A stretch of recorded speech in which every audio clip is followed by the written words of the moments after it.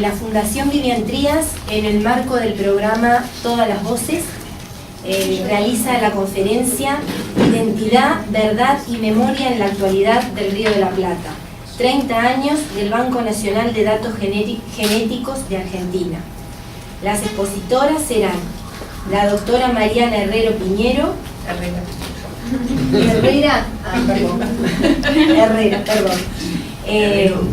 doctora en Ciencias Biológicas, especialista en Genética Molecular y Forense, docente de la UBA, perito de Abuelas de Plaza de Mayo y la directora del Banco Nacional de Datos Genéticos de Argentina.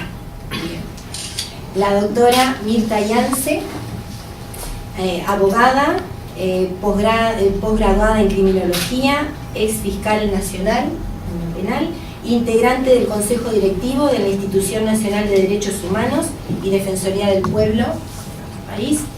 Y por último, Macarena Hellman, que está por venir, que está llegando, diputada por el Grupo IR, integrante del Frente Amplio y militante por los derechos humanos. Antes de comenzar con la doctora, queríamos hacer una pequeña declaración en nombre de la Fundación, y es decir que nos solidarizamos con la doctora Mirta Yance y con todos los que han sido amenazados por el Comando Barneys, y esperamos que la investigación en curso aclare las responsabilidades del caso.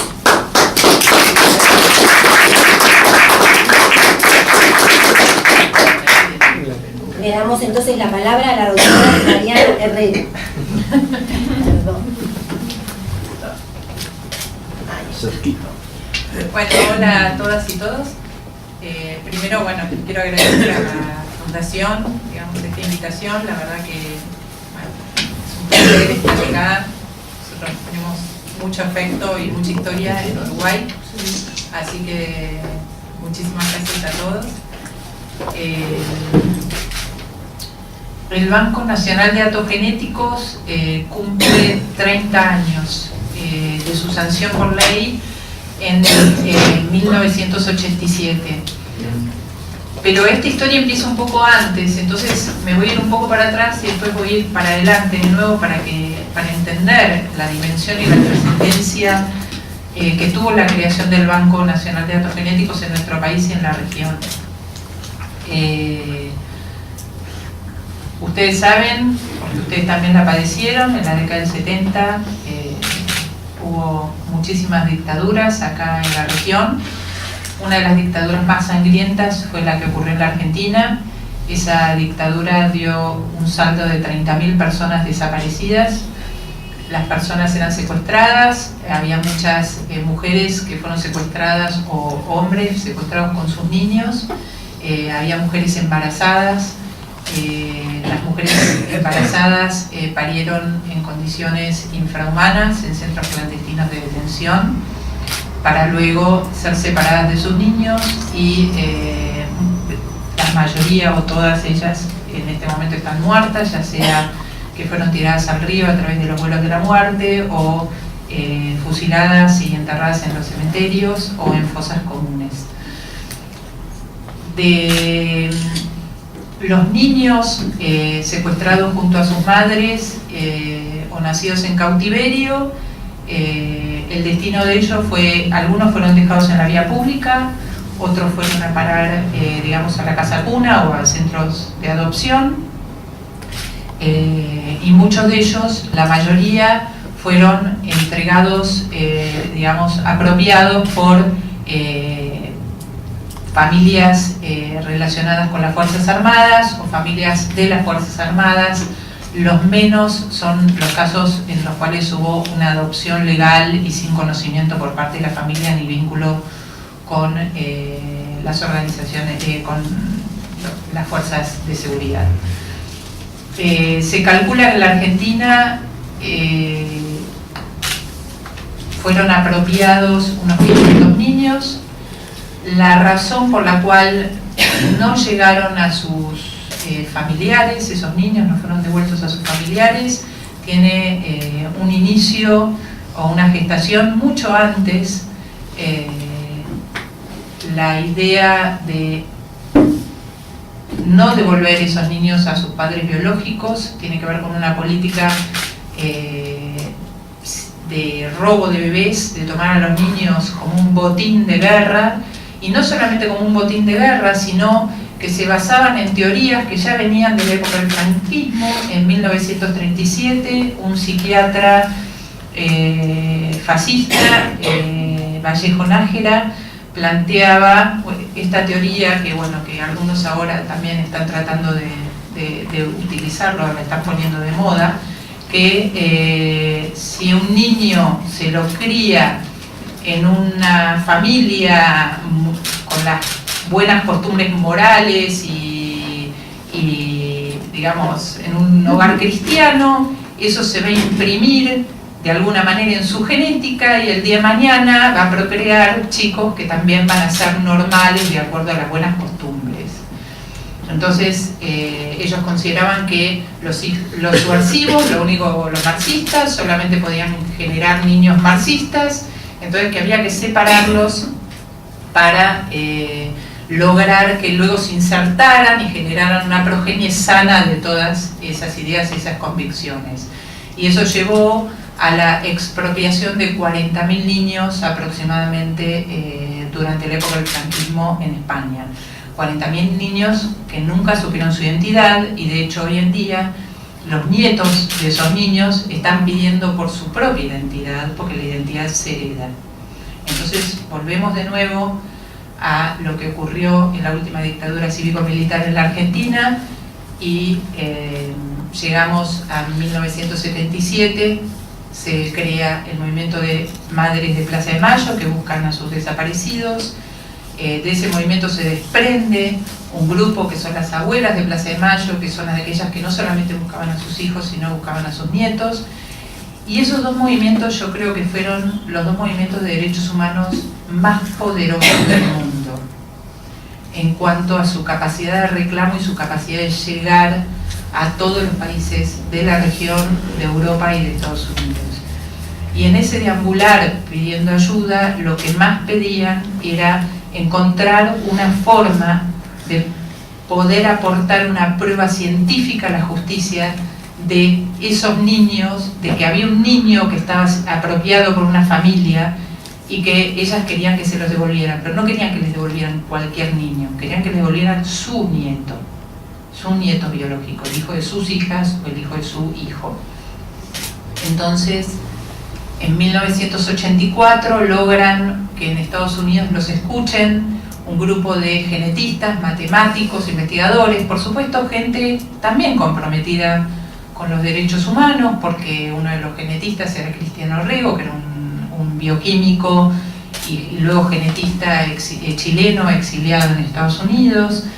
También estaba Víctor Penchazade, que es un argentino que se tuvo que exiliar, digamos, por persecución de la AAA, y luego varios matemáticos que decidieron venir a la Argentina a ver cómo podían ayudar a las abuelas en esta pregunta que ellas tenían, que era tan compleja de responder que nadie la podía responder, porque uno puede hacer un análisis genético entre un padre y un hijo y sabe que ese hijo obligadamente comparte el 50% de su papá y el 50% de su mamá, pero cuando falta el papá y la mamá, lo que comparte ese nieto, digamos, con sus abuelos es solo el 25% de su información genética con cada uno.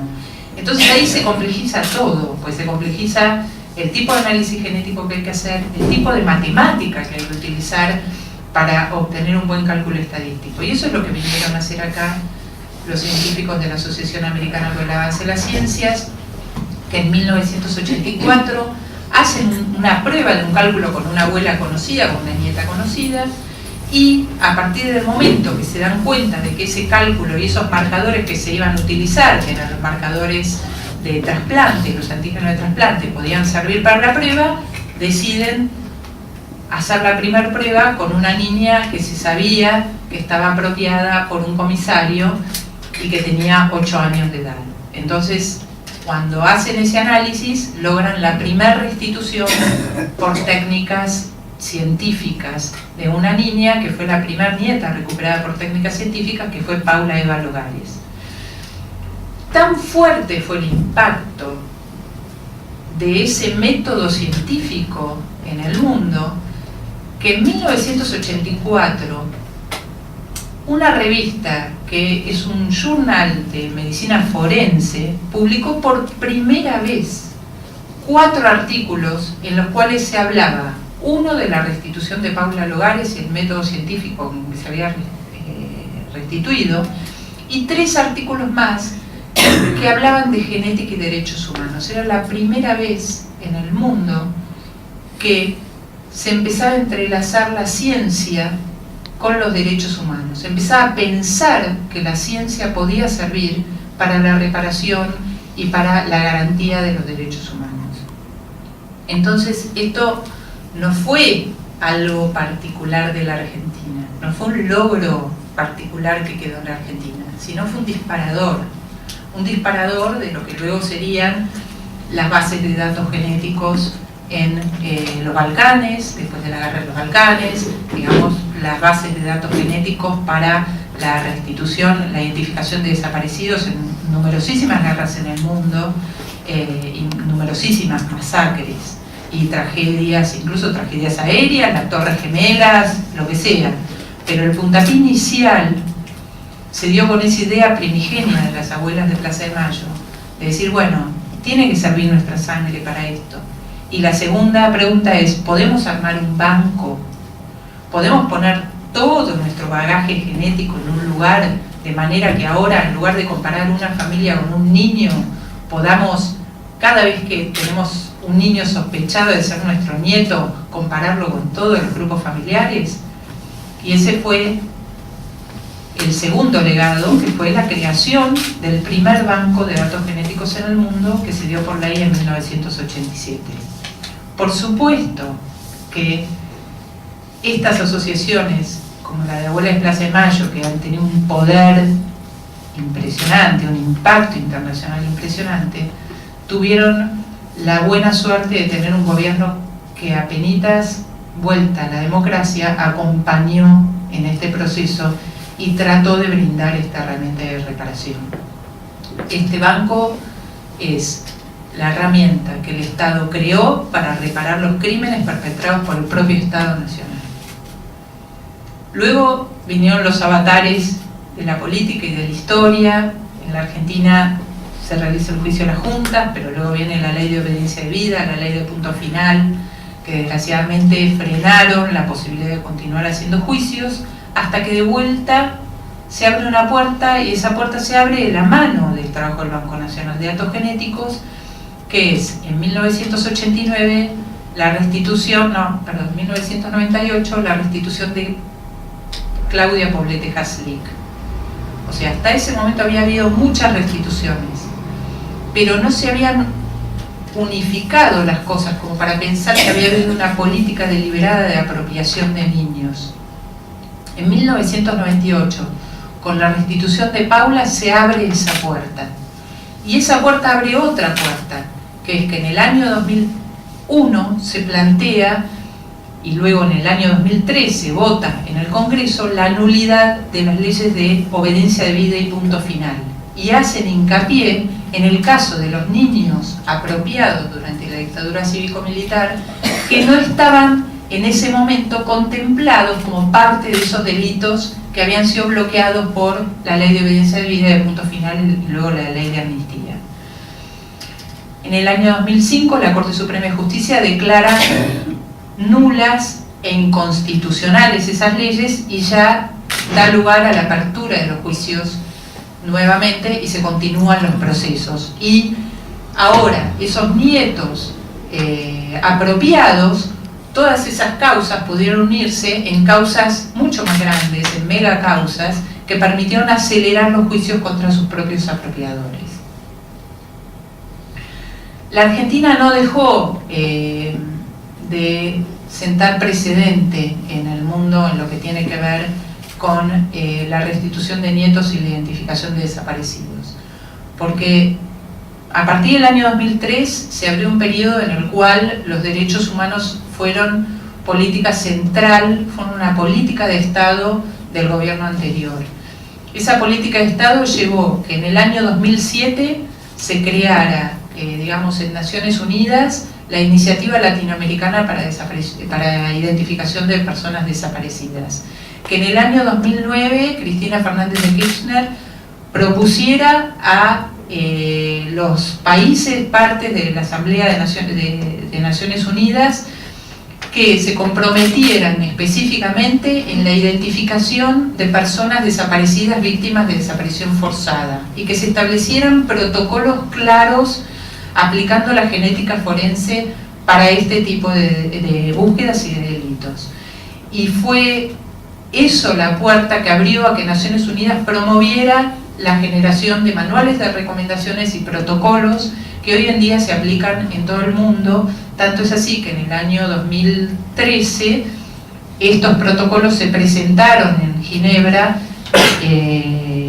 por parte de Abuelas de Plaza de Mayo y una comisión tanto de genetistas forenses argentinos como gente del Comité de la Cruz Roja Internacional, para dejarlo como un legado y como un protocolo a seguir por todos los laboratorios que trabajan en identificación de desaparecidos. Entonces, fíjense la fuerza, digamos, que ha tenido el movimiento de las abuelas en toda esta lucha. No sé si lo dije porque ya me hicieron como 3 reportajes y ya no sé si lo dije acá o lo dije en un reportaje antes, pero en 1989 la Convención Internacional por los Derechos del Niño, o sea, abuelas viajaron a Naciones Unidas y plantearon que dentro de la Convención Internacional por los Derechos del Niño se tenía que contemplar el derecho a la identidad como un derecho, que los niños tenían el derecho de conocer su identidad. Y establecieron 3 artículos, el 7, el 8 y el 11. En esa convención, esos artículos son los artículos que se llaman artículos del caso argentino, porque fueron propuestos por las abuelas. Entonces, las abuelas empezaron con una pregunta, que era para un problema particular, y terminaron con una pregunta y con una respuesta universal. Y en el medio de todo ese recorrido de las abuelas estuvo el trabajo del Banco Nacional de Datos Genéticos, porque si no hubiera sido por que se logró una herramienta científica que permitió la identificación de 122 nietos, no podría haberse gestado, no se podría haber demostrado que un delito, una política deliberada de apropiación, los niños fueron un botín de guerra, no podría haberse decretado que la apropiación de identidad es un delito penal y la sustitución de identidad también.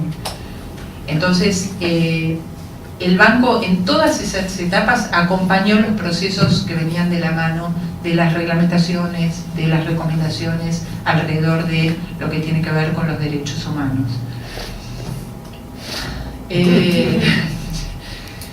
¿Qué más? ¿Qué otro legado?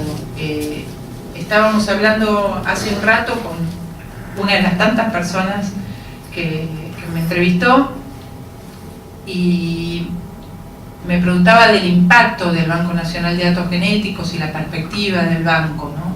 Obviamente tenemos 300 nietos por recuperar, el banco no va a terminar de trabajar hasta no restituir la identidad del último nieto, y en el caso que no estén esos nietos será la identidad de los bisnietos. El banco está redimensionando su rol y esto tiene que ver con lo que pasa en la región. Digamos, el Plan Cóndor demostró acabadamente que lo que pasó en la Argentina pasó en otros países de la región, que esto fue una asociación ilícita, ¿no?, de dictaduras. Creo que la región, si bien tarde, algunos países están despertando el letargo de buscar a sus propios desaparecidos y a sus propios familiares. Chile, a partir del año 2012, comenzó a crear su propia base de datos. En El Salvador están tratando de identificar a los niños apropiados durante la Guerra del Salvador. Colombia comenzó, antes de su proceso de paz, un proceso de búsqueda e identificación de desaparecidos. Perú tiene por identificar 15.000 personas de la época de la década del 70 y de los 80. Y bueno, y todos están pidiendo ayuda a la Argentina. Es muchísimo lo que se está trabajando desde la Argentina en lo que tiene que ver con colaboración para la generación de bases de datos, para la organización de los perfiles, el armado de los grupos familiares, la convocatoria, las nuevas herramientas, las nuevas tecnologías en genética forense, y bueno, y en eso también estamos abocados en el banco, porque digamos estas cosas son muy difíciles. Una sociedad que no revisa para atrás su pasado no hay reconciliación posible si no hay memoria y no hay verdad y no hay justicia. Así que bueno, hay mucho por trabajar. No sé si quieren hacer preguntas, quieren que les cuente algo más. O las dejamos para el final. Bueno, muchas gracias.